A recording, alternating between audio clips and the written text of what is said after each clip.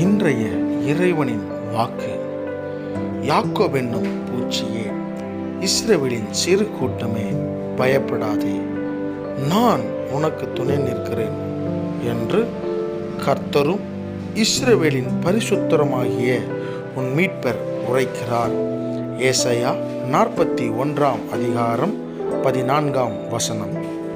என் அன்பு தேவஜனமே, இந்த நாளிலும் ஆண்டவராகிய இயேசு கிறிஸ்துவின் நாமத்தில் உங்களை சந்திப்பதில் நான் மிக்க மகிழ்ச்சி அடைகிறேன்.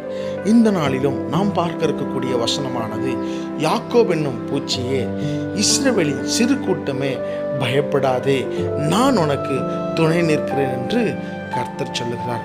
ஆம் பிரியமான என் அன்பு தேவஜனமே, இஸ்ரவேல் ஜனங்கள் எகிப்து தேசத்திலிருந்து அவர்கள் கானான் எனும் தேசத்திற்கு போவதற்கு ஆண்டவர் அவர்களுக்கு நாட்களை குறித்திருந்தார். ஆனால் அந்த நாட்களில் அவர்கள் கடந்து போகும் பொழுது அவர்கள் எங்கெல்லாம் கடந்து போகிறார்களோ அங்கெல்லாம் மலை போன்ற ஒரு பெரிய பிரச்சனை, கடல் போன்ற ஒரு பெரிய பிரச்சனையை அவர்கள் பார்த்தார்கள்.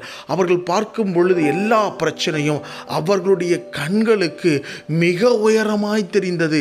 ஆனால் அந்த பிரச்சனைகளுக்கு முன்னாடி இவர்கள் ஒரு சிறிய பூச்சி போல காணப்பட்டார்கள்.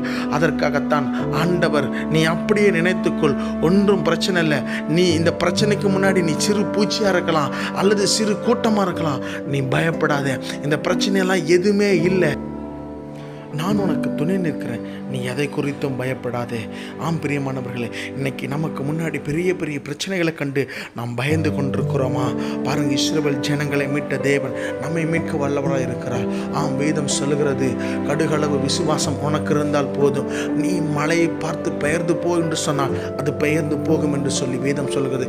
ஆம் பிரியமானவர்களே, கடுகளவு விசுவாசத்தை கொண்டு மலையை பார்த்து நம்ம இன்னைக்கு நிலைமையில் ஒரு மலையை பார்த்து பெயர்ந்து போன்னு சொன்னால் அது பெயர்ந்து போகும் இல்லையோ, ஆனால் உண்மையாகவே சொல்லுகிறேன், மலையை போன்ற பெரிய பிரச்சனைகள், கடலை போன்ற பெரிய பெரிய பிரச்சனைகள் இயேசுவின் நாமத்திலே அது நம்மை விட்டு தூரம் போகும், நமக்கு அது இல்லாமல் போகும். பிரியமானவர்களே, நீங்கள் விசுவாசியுங்கள், ஆண்டவர் உங்களோடு கூட இருந்து அற்புதம் செய்வார்.